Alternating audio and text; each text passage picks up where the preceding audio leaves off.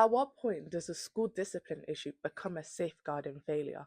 Just to preface, this is not true crime content. This is public education about safeguarding, professional judgment, racism, and trauma in systems failure based on publicly available information.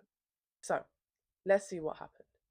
In 2020, Child X, a black secondary school aged girl, was strip searched by Metropolitan Police officers at her school. According to the official safeguarding review, the search exposed her intimate body parts and happened without an appropriate adult present and took place whilst officers knew she was menstruating. No drugs were found.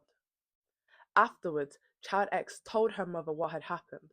Her mother took her to the GP because of the distress she was experiencing, and this led to a referral for psychological support and contact with children's services. And this is where we need to pause, because this was not just a policing story, it was a safeguarding story, a mental health story, and a professional judgment story. The adults around Child X responded largely through discipline and criminal justice, instead of first asking, what does this child need? Is she safe? Is she being protected? Is this response proportionate? The Safeguarding Review talks about adultification bias, where black children can be perceived as older, less innocent, less vulnerable, and more threatening than they actually are.